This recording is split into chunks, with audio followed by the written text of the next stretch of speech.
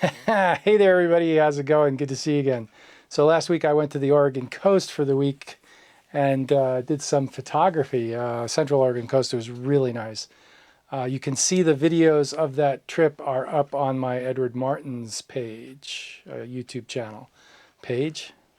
So I had forgotten my Peak Design camera strap, and I said, "That's it. I'm switching back to the Domke." So last night I put the Domke straps back on my cameras, and I was setting up my A7 IV to do this video, and the strap was in the way because you can't take them off real quick. That way you don't forget them, but they're always on the camera. And I said to myself, the Peak Designs make video easier, your strap's not in the way, etc. Maybe I'll go back to the Peak Designs. And about a minute after I did that, I went back to adjust something on the camera, and I have the a little tripod up on a table here. And the whole thing started going over, and I grabbed this Domke strap real quick about 3/4 down the way and saved everything from falling onto the floor. And, I think I'll just stick with the Domke straps. But having said that, what this video is about is I'm pretty much done with Pentax. The short answer is Pentax is too much of a one-trick pony these days. From a historical nostalgic perspective, the Pentax gear is just fine.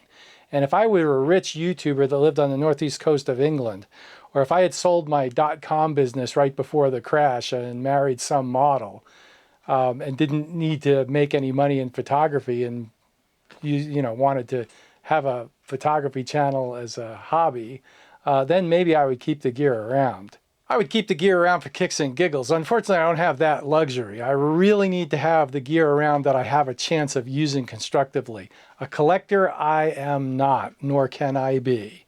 So the K1 and the X-T3 got replaced with a Sony A7R4 for my main digital stills camera. And the X-T4 and XS10 got replaced with the Sony A7 IV. Now, I know. I said that I hated Sony, and I hated Sony for a long time, and I get that. But I will say, if you can't beat them, join them, that's one thing. But I will say that there is some redeeming hope in the Sony A7 IV. But we'll get to that in a minute.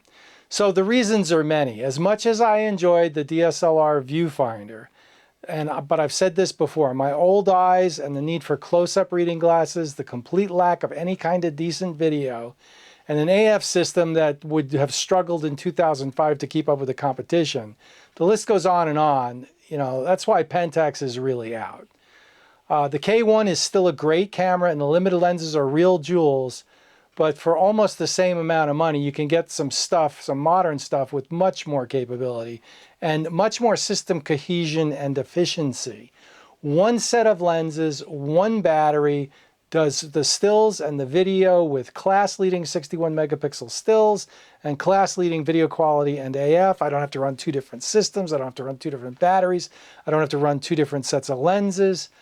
This recent trip to the Oregon coast was a breeze, both literally and figuratively. The weather was gorgeous, 65 degrees, a little bit of a breeze, And as far as doing video while I'm doing photography, the Sonys, you push record. And then you point the camera in your general direction and you push record, and you get great video footage. That's streets ahead of the Fujis. It really is for video, as far as video is concerned. As far as stills photography is concerned, 61 megapixels, but anyway, with the Sonys, the video footage was just more than I could expect without any faffing about. With the Fujis, I'd have to set the white balance, I'd have to set the manual exposure. On top of all the photography, I don't need that kind of complexity with the video. So Sony's got it going on for video. The still images from the A7R4 are perfect as well. I would have liked it if the Sony didn't have two different cameras that are completely different, and the only difference was an R in the name. Like A7R4 and A7 IV does get a bit much, but it's a minor thing to complain about.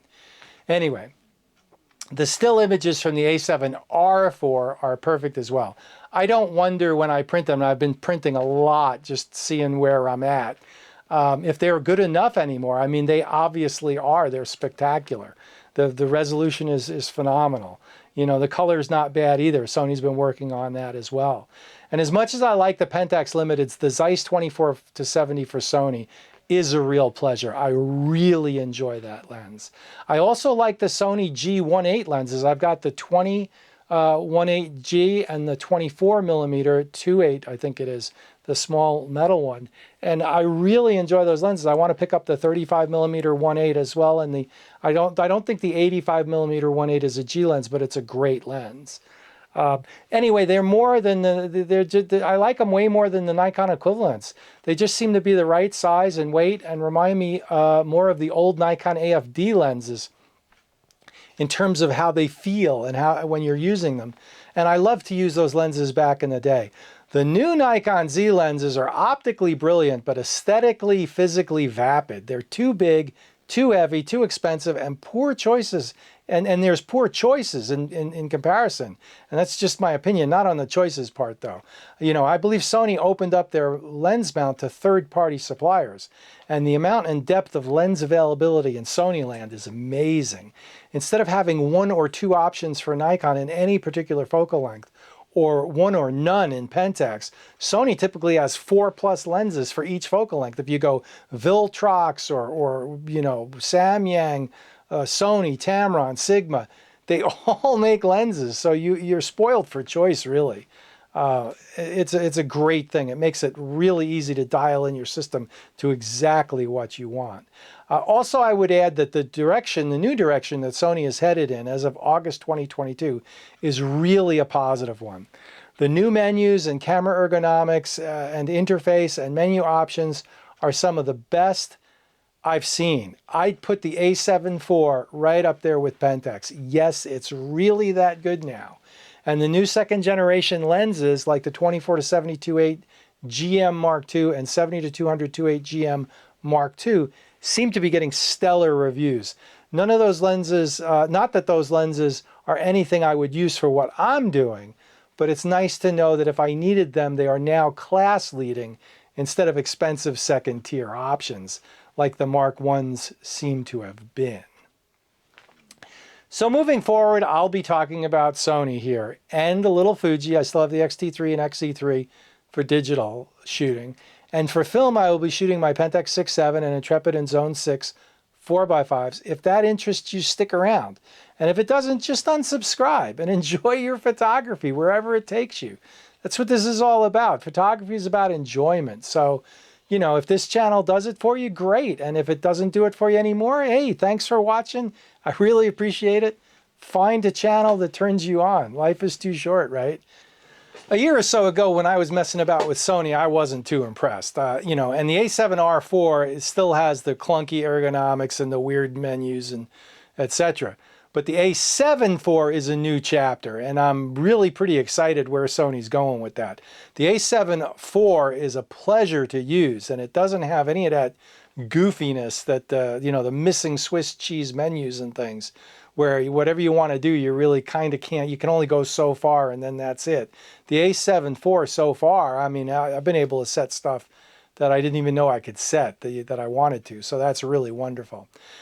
With all that said, I'm really interested in where the A7R5 is going to go and where that's going to come in and how that's going to, what that's going to be like. That camera is definitely on my radar, though my prognostication is that it's going to be 3,500. Well, I mean, that's what the A7R4 is. I think it's going to go up to about 4K. I'll probably be $39.99. And that's going to dampen the excitement for the whole thing. But I'll save my pennies and, you know, shoot the A7R4 for a while. And who knows, maybe by the time the A7R5 comes out, I'll have the cash for it. That would be nice. Hope springs eternal, right? Anyway, like, subscribe, hit the bell for notifications. Please subscribe. That helps out. And if you don't like the new direction I'm going in, thanks for watching. Unsubscribe. Find somebody you like to watch. Life's too short, like I said. And just have a great one and enjoy your photography, you know. So that's it, and we'll see you out there. Bye.